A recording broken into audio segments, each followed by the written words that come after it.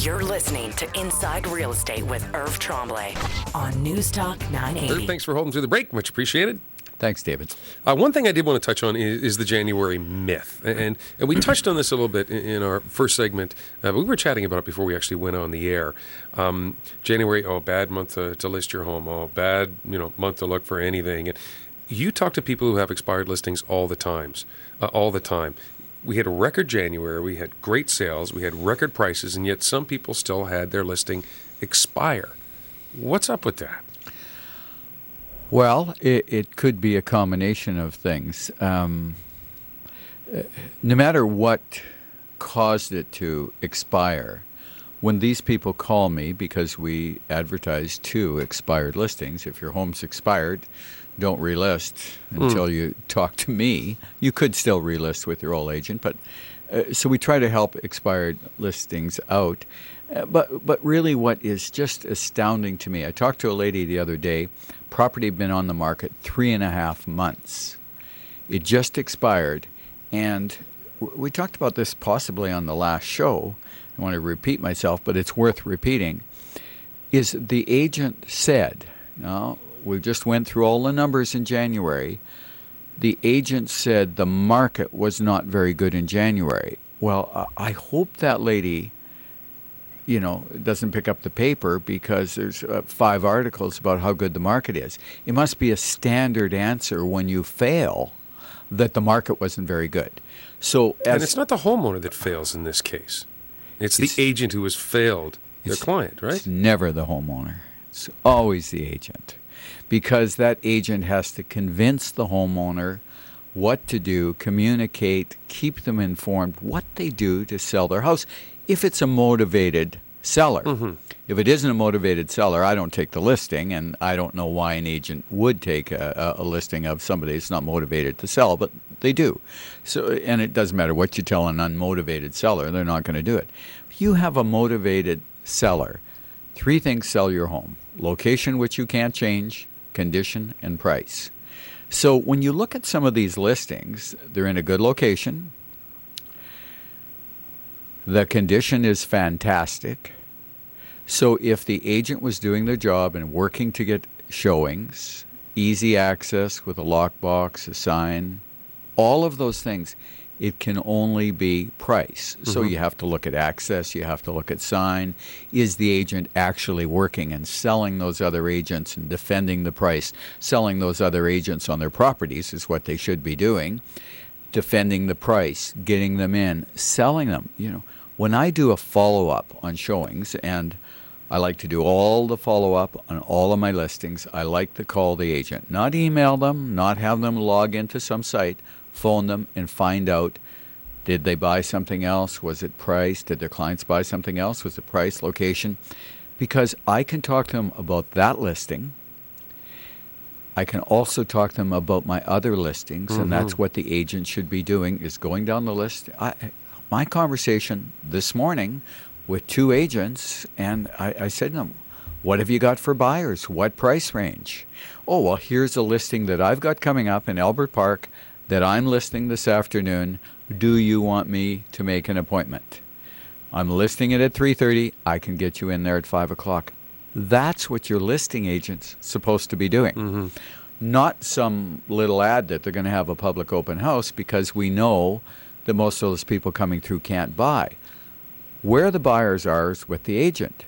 So I've got to talk to those agents. Yes, he has a buyer in that area. Is he going to show at 5? I'm not sure, but I'm going to be calling him back. So those are the things. So expired listing, it can be a combination of things. But the seller definitively should know at the end of each month why it's not selling. And the answer I get all the time is, my agent doesn't know. It's like a standard answer, or we just didn't get the right buyer through, or the market's not good. Or it's the market. Yeah, it's the market. Record January. How can you say it's the market? Well, let's contrast that agent, whoever that was. Sure. Dealing with that client. Mm-hmm. Sure. How was your January, Irv? I don't No, I went through the numbers. I don't know if it was a record January for me personally, but it would be very close. And that was made up with some expired listings, past clients, referrals, for sale by owner. So it was a combination. And to be successful as an agent, you have to do a combination of things. If you're just going to wait for the phone to ring, that's probably not going to happen.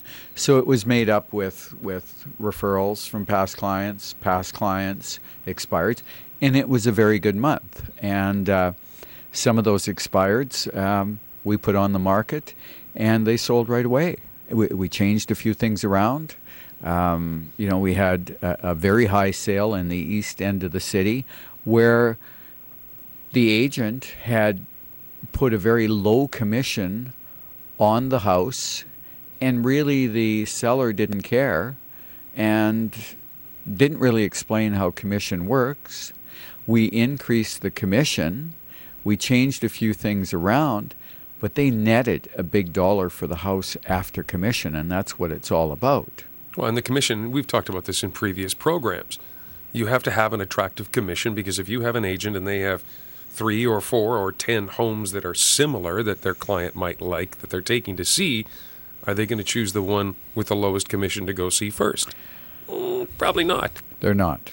And you become the employer as a seller, and as a listing agent, yourself and the seller, you become the employer of 400 agents. And as an employer, just like any other employer, whatever business you are, you have to be competitive in the salary you're offering those agents to bring their buyers.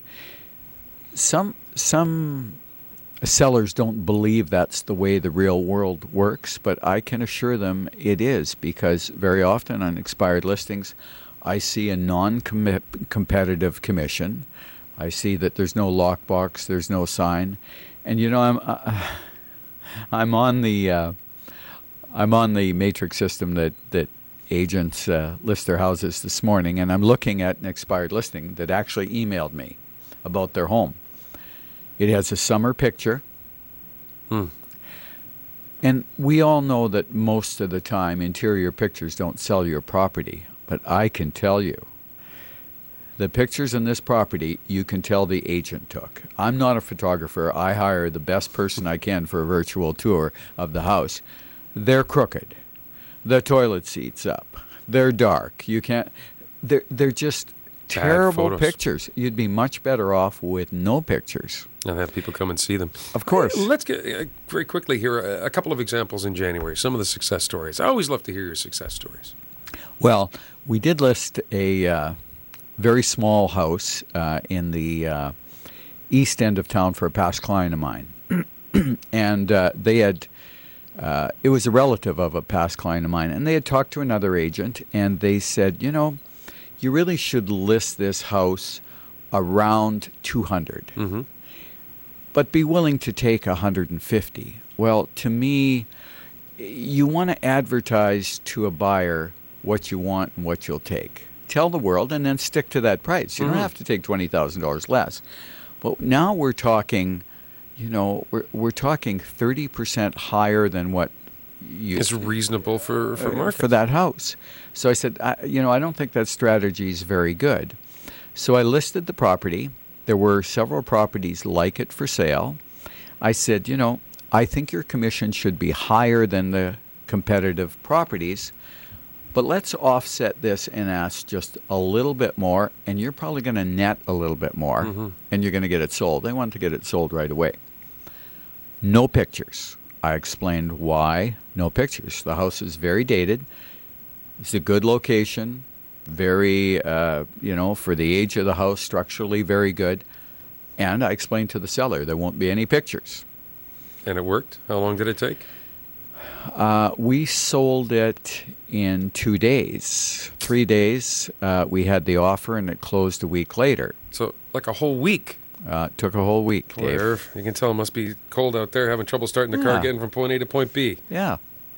Irv Tremblay, ladies and gentlemen. By the way, check Irv's website out. A lot of the things that we talk about on every program, all the background information you're going to find on his website, www.irvsells.ca. That's irvsells, all one word, .ca.